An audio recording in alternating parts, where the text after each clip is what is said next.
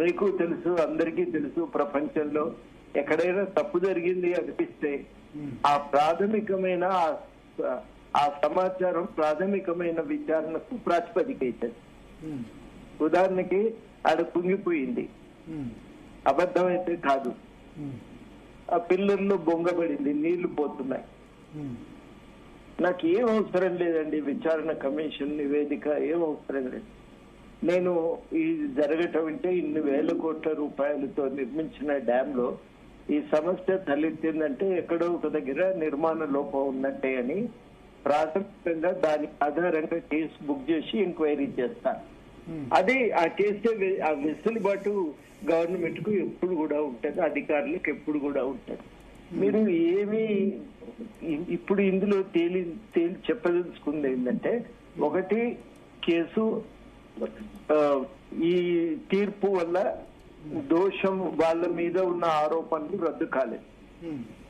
రెండు, enquiry case నడపటానికి ఇది ఈ తీర్పు చర్య తీసుకోకూడదు, ఆ రిపోర్ట్ ఆధారంగా ఎటువంటి చర్య తీసుకోకూడదని హైకోర్టు చెప్పింది. ప్లస్ ఆ కామెంట్స్ ఏవైతే చేసిందో వాళ్ళకి వ్యతిరేకంగా అవన్నీ కూడా ఇనాపరేటివ్ గా చెప్పింది. అవునండి, ఇంకా 4 కమిషన్ నివేదికలు ఉన్నాయి. వాటిని కూడా ఏం కోర్టు పక్కన పెట్టలే కదా. అంటే ఇది కమిషన్ ఆఫ్ ఎంక్వైరీస్ యాక్ట్ ప్రకారం వేసింది కదా. అవునండి, మీరు దాని ప్రకారం ఇవి లేకుంటే కూడా నేను అంటున్నది ఏంటంటే, డ్యాము కుంగింది అనేది నాకు కనబడుతుంది. అదే ప్రాథమిక సమాచారం ఆధారంగా కేసు బుక్ చేయొచ్చు. ఇవన్నీ ఆటంకాలు కావు. ఈ కమిషన్ నివేదిక మాకు స్పష్టంగా క్లీన్ చిట్ ఇచ్చింది. ఇక కేసు లేనట్టే, అన్ని రద్దయిపోయినాయి, కాళేశ్వరం ప్రాజెక్టు కరెక్టే, ఇవన్నీ కూడా ఒక చిన్న తీర్పు. సరే, కాళేశ్వరం ప్రాజెక్టు సమయంలో మీరు కాస్ట్ బెనిఫిట్ రేషియోను క్వశ్చన్ చేశారు కదా. యాక్చువల్లీ కాస్ట్ అవన్నీ వేరే విషయాలు, దీనికి సంబంధం లేనివి. దాని గురించి కూడా కంట్రోలర్ అండ్ ఆడిటర్ జనరల్ చాలా వివరమైన వ్యాఖ్యలు చేసింది. అవన్నీ ఉన్నాయండి.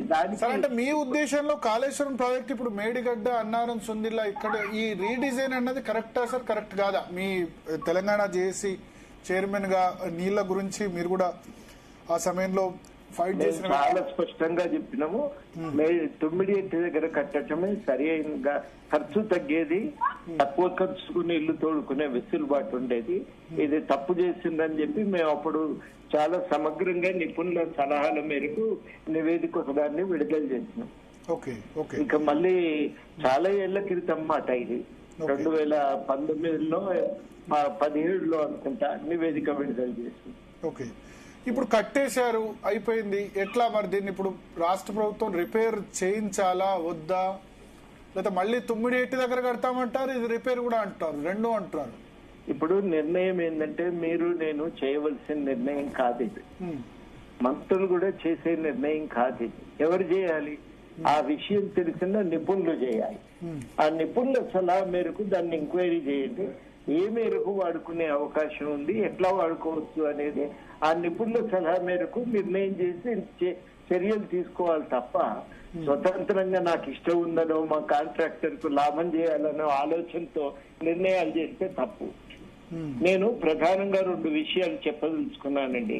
ప్రభుత్వము అధికారము, ప్రభుత్వ అధికారాన్ని చట్ట ప్రకారం, రాజ్యాంగం ప్రకారం చెలాయించాలి. దాన్ని ఉల్లంఘించినప్పుడు చర్యలు తీసుకోకపోతే తీసుకోవాలి. అట్లాంటి చట్ట వ్యతిరేకమైన చర్యలను నియంత్రించాలి. అధికారాన్ని దుర్వినియోగం చేసి స్వప్రయోజనానికి వాడుకున్నప్పుడు ఇంకా కఠినమైన చర్యలు తీసుకోవాలి. ఇవి తీసుకోకపోతే ఏమవుతుందంటే, అధికార దుర్వినియోగం అనేది నిరాటంకంగా సాగుతూ ఉంటది. కాళేశ్వరం విషయంలో జరిగింది అది. అందుకని నేను చాలా స్పష్టంగా చెప్పదలుచుకుంది ఏంటంటే, ఈ విషయంలో ఎంక్వైరీ జరగాలి, దోషులు ఎవరైనా వాళ్ళపై చర్యలు తీసుకోవాలి. సో ఇప్పుడు దీని మీద మళ్ళీ సుప్రీంకోర్టుకు వెళ్ళాలా ప్రభుత్వం? ప్రభుత్వం వెళ్ళవచ్చు. లేకపోతే మళ్ళీ అదే ఘోష్ గారిని పిలిచి సెక్షన్ 8 కింద నోటీస్ ఇవ్వమని ఎంక్వైరీ చేసి దాన్ని క్లోజ్ చేయవచ్చు. ఏదైనా చేయవచ్చు, ఏం అక్కర్లేదండి తీసి బయట చేయొచ్చా సార్? మళ్ళీ ఘోష్ గారిని పిలిపించి చేయొచ్చా అట్లా సెక్షన్ 8B కింద? ఇవన్నీ న్యాయ నిపుణులను అడిగి తెలుసుకోవాల్సిన విషయాలు.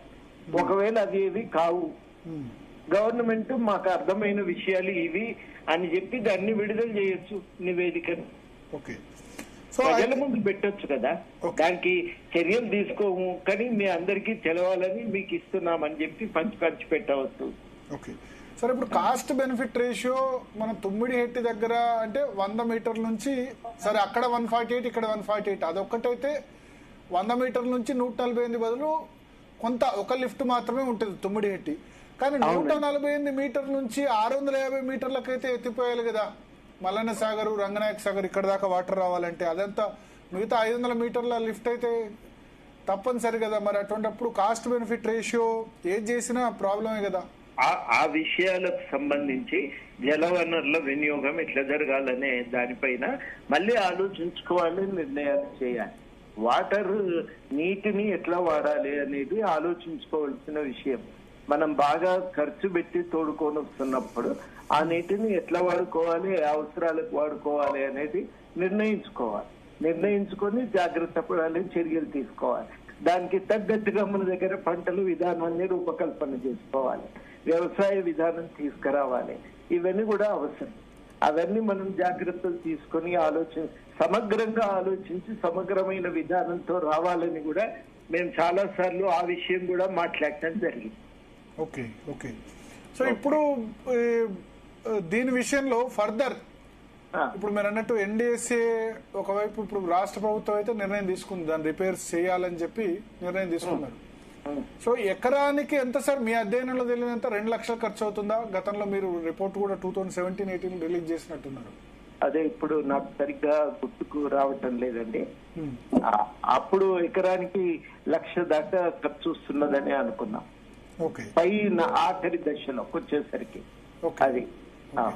సో ఇప్పుడు ఎట్లా సార్, ఇప్పుడున్న విధానం ప్రకారం ఇప్పుడు కొత్త ప్రభుత్వానికి మీరు ఏం సూచన చేస్తారు? ఒకటి, ఈ కాళేశ్వరం ప్రాజెక్టు మేడిగడ్డ పిల్లర్ కుంగిపోవడానికి బాధ్యులపై చర్యలు. రెండవది, ఇప్పుడున్న పరిస్థితిలో రైతులకి వాటర్ తక్కువ ఖర్చులో అందించడం. మూడోది, మనకున్న నీటిని పట్టి మనం వ్యవసాయ విధానాన్ని తయారు చేసుకోవాలి. ఓకే, అంటే చిన్న నీటి వనరులా మీరు అంటే ఏదైనా దానికి తగ్గట్టుగా జలవనరుల విధానం ఉండాలి. ఈ నీళ్లు నేను తీసుకుపోయి చెరువులే నింపుతాను, మీకు డైరెక్ట్ గా చేలల్లోకి పొలాల్లోకి ఇవ్వను, అది ఒక నిర్ణయం చేయవచ్చు. అట్లా కూడా అప్పుడు ఏమవుతుందంటే చెరువులు నిండితే భూగర్భ జలాలు పెరుగుతుంటాయి, ఆ నీళ్లను వ్యవసాయానికి వాడుకోవచ్చు. దానికి తగ్గట్టుగా మనం 2 పంటలు ఏం వేసుకోవాలి, ఏ పంటలు నీటి వాడకాన్ని తగ్గించడానికి ఏం చేయాలి, ఇవన్నీ కూడా మనం విధానాలు తయారు చేయాలి. దానికి తగిన మార్కెటింగ్ వ్యవస్థ అభివృద్ధి చేసుకోవాలి, వాటిని దృష్టి పెట్టాలి. అవసరమైతే ఉంది, ఆలోచన మనం చేయకపోతే సమస్యల్లో ఇరుకుతాం. ఓకే ఓకే ఓకే సార్, ఒక్క నిమిషం లైన్ లో ఉండండి సార్. అడ్వకేట్ శరత్ గారు, అదేవిధంగా ప్రకాష్ రెడ్డి గారు కూడా ఉన్నారు. శరత్ గారు సార్ నమస్కారం. నమస్కారం. ఇప్పుడు కేబినెట్ కూడా చర్చిస్తుంది ఈ విషయంలో. బహుశా హైకోర్టు సుప్రీంకోర్టుకు వెళ్ళొచ్చు, లేదా సిబిఐని మరొకసారి రిక్వెస్ట్ చేయొచ్చు అంటున్నారు. విచారణకు సంబంధించి 6 months అయింది, దానిలో విచారణ చేపట్టండి అని చెప్పి. ఇప్పుడు సిబిఐకి నివేదికకు ఈ కమిషన్ ఎంక్వైరీ రిపోర్టు ప్రాతిపదిక కాదు. ఓకే, అంటే దీని ఆధారంగా అడగలేదు. ఎన్డీఎస్ఏ ప్లస్ విజిలెన్స్ ఎంక్వైరీ ఆధారంగా అడిగారు, అంతే కదా?